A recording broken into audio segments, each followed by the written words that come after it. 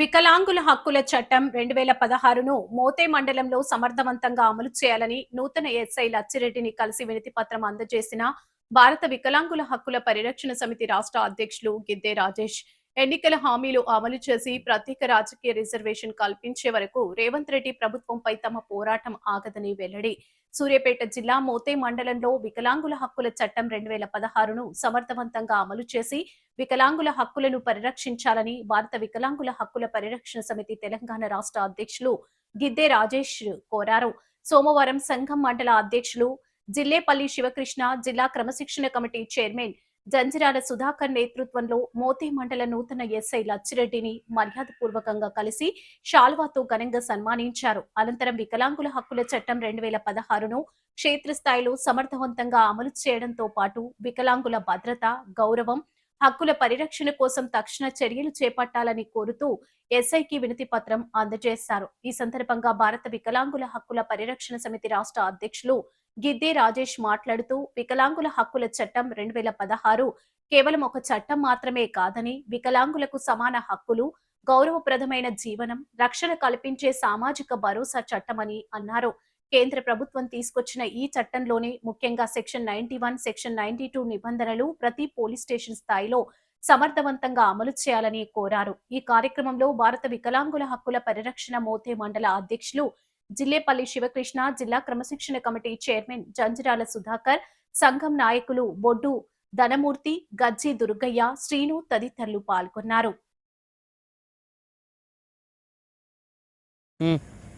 ఈరోజు భారత వికలాంగుల హక్కుల పరిరక్షణ సమితి మోతే మండల అధ్యక్షులైనటువంటి జిల్లాపల్లి శ్రీకృష్ణ గారి ఆధ్వర్యంలో, అదేవిధంగా జిల్లా క్రమశిక్షణ కమిటీ చైర్మన్ జంజిరాల సుధాకర్ గారి నేతృత్వంలో ఇవాళ గౌరవ మోతే మండల నూతన ఎస్ఐ గారిని ఈరోజు మర్యాదపూర్వకంగా కలిసి వారిని శాల్వాతో సత్కరించి, ముఖ్యంగా ఏదైతే తెలంగాణ రాష్ట్రంలో మరి వికలాంగుల అట్రాసిటీ చట్టం 2016 ఏదైతే ఉందో ఆ చట్టాన్ని సమర్థవంతంగా అమలు చేసి వికలాంగులకు రక్షణ కవచంగా ఆ చట్టాన్ని ఉపయోగించే విధంగా మోతే మండలంలో ఈ వికలాంగులకు ఎక్కడ అన్యాయం జరిగినా సరే వికలాంగుల హక్కుల చట్టాన్ని సమర్థవంతంగా అమలు చేయాలని చెప్పేసి గౌరవ ఎస్ఐ గారిని మేము మర్యాదపూర్వకంగా కలిసి విజ్ఞప్తి చేయడం జరిగింది.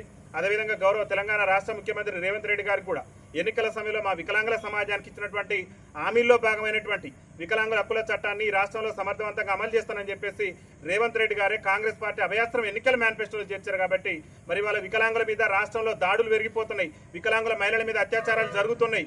కానీ రాష్ట్రంలో వికలాంగుల అట్రాసిటీ చట్టం మాత్రం సమర్థవంతంగా అమలు కావట్లేదు. కాబట్టి గౌరవ ముఖ్యమంత్రి గారు కూడా ఈ చట్టం అమలుకు సంబంధించి డీజీపీ గారి నేతృత్వంలో ఒక ఉన్నత స్థాయి కమిటీని ఏర్పాటు చేసి వికలాంగుల హక్కుల చట్టాన్ని రాష్ట్రంలో సమర్థవంతంగా అమలు చేయాలి.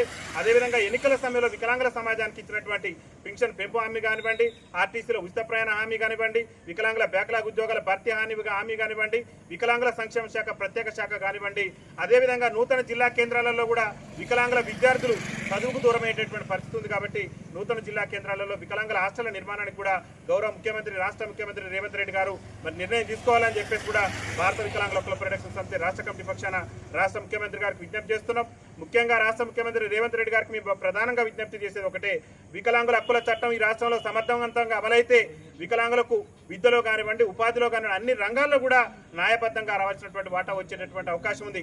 ఇవాళ వికలాంగుల హక్కుల చట్టం 2016 సమర్థవంతంగా అమలైతే రాజకీయ రంగంలో కూడా వికలాంగుల సమాజానికి జనాభా తమాషా ప్రకారం రాజకీయ అవకాశాలు వచ్చే అవకాశం ఉంది. కాబట్టి గౌరవ ముఖ్యమంత్రి గారికి మేము విజ్ఞప్తి చేస్తున్నాం, రాష్ట్రంలో జిహెచ్ఎంసీ ఎన్నికలు నిర్వహించేందుకు రాష్ట్ర ప్రభుత్వం సిద్ధమవుతున్నటువంటి నేపథ్యంలో గ్రేటర్ హైదరాబాద్ ఎన్నికల్లో వికలాంగుల సమాజానికి 2016 వికలాంగుల హక్కుల చట్టం ప్రాతిపదికన మరి చట్టసభలలో కూడా రాజకీయ రిజర్వేషన్ కల్పించిన తర్వాతనే ఈ గ్రేటర్ హైదరాబాద్ ఎన్నికలు నిర్వహించాలని కూడా రాష్ట్ర ముఖ్యమంత్రి రేవంత్ రెడ్డి గారికి విజ్ఞప్తి చేస్తున్నాం. ఈరోజు గౌరవ ఎస్ఐ గారిని కలిసి మా సమస్యల మీద వినతి పత్రం ఇవ్వడం కూడా జరిగింది. కాబట్టి ఈ సమావేశంలో పాల్గొన్నటువంటి ప్రతి ఒక్కరికి కూడా పేరు పేరున ధన్యవాదాలు తెలియజేస్తూ మండల అధ్యక్షులు జిల్లాపల్లి శ్రీకృష్ణ గారికి, అదేవిధంగా జిల్లా క్రమశిక్షణ కమిటీ చైర్మన్ జంజిరాల సుధాకర్ గారికి, అదేవిధంగా ఇక్కడ పాల్గొన్నటువంటి ధనమూర్తి గారికి, అదేవిధంగా అన్న దుర్గారావు అన్న గారికి అందరికీ కూడా పేరు పేరున రాష్ట్ర కమిటీ పక్షాన ధన్యవాదాలు తెలియజేస్తూ వికలాంగుల ఐక్యత.